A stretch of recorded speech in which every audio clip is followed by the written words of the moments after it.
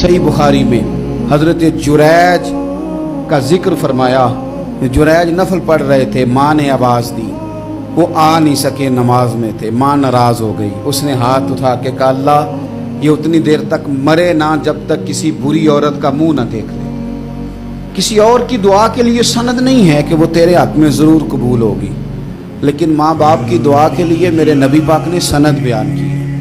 सैयद आलम सल्लल्लाहु अलैहि वसल्लम फरमाते हैं, जब भी माँ बाप औलाद के लिए हाथ उठाते हैं रब ज़रूर कबूलियत का शर्फ अता करता है।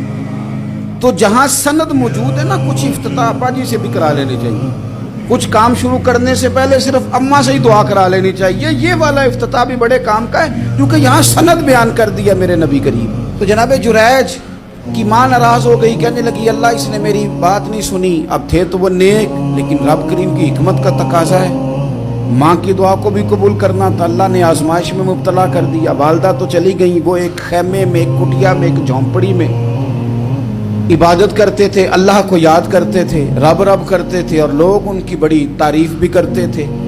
लोग उनके इरादतमंद भी थे, अकीदतमंद भी थे, अहले मोहब्बत भी थे। एक औरत आ गई, बस वो अल्लाह की हिकमत पूरी होनी थी। उसने आके पहले तो उन्हें अपनी तरफ माइल करना चाहा, जब ना माइल हुए तो इल्ज़ाम लगा दिया। ये हमारे दौर का तकाजा है, लोग पहले आपको अपने हक में कायल करते हैं, अपनी फर्मा बरदारी में लाना चाहते हैं। अगर आप नहीं आते तो फिर वो आपको मुजरम करार दे देते हैं, या मेरे साथ चल वरना फिर मैं तेरे खिलाफ प्रोपेगेंडा करूंगा। दो ही बातें। पहले उसने कायल किया, जब जनाब जुनैद कायल ना हुए तो उसने करीब एक चरवाहा था, उस चरवाहे के साथ जाके मुंह काला किया। मुकर्रा वक्त पे बच्चा पैदा हो गया। लोगों ने कहा किसका है? कहने लगी इस खानकाह में, इस हुजरे में इबादत करने वाले का।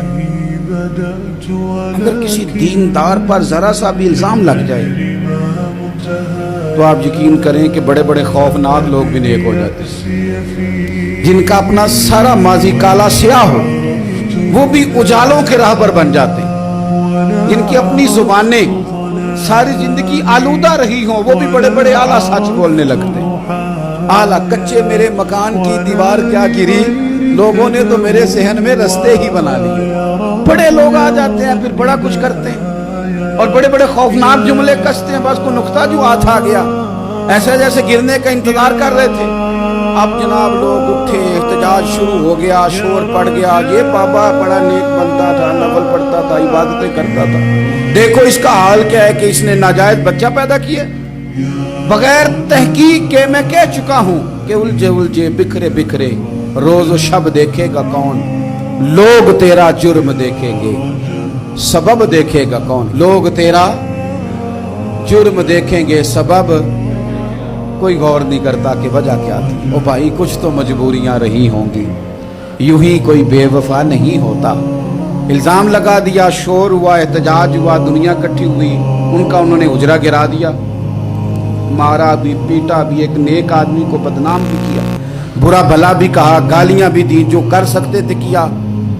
अब जब सजा देने लगे ना तो जनाब जुरैज कहने लगे थोड़ी सी इजाजत देते हो, मार तो तुमने देना ही है। कहा जनाब ठीक है देते हैं। उन्होंने कहा सिर्फ 2 नफल पढ़ने।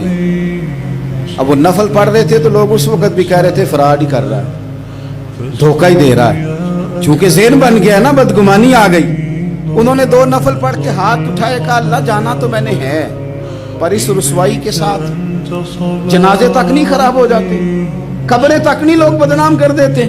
कहा अल्लाह जाना तो है, फिर इस रुसवाई के साथ तो मेरी मदद फरमा। अब तो मेरा केस तेरी ही अदालत में है, तू रहमत का दरवाजा खोल। हाथ उठाए, दुआ मांगी, नफल पढ़े, पूरे मजमे पे नजर दौड़ाई, कोई नहीं था सपोर्ट करने वाला। कल तक जो कहते थे ना तेरे लिए जिएंगे, तेरे लिए मरेंगे, सारी उम्र ही आटा गुद्दा है, लखा कीते नहीं पेड़े।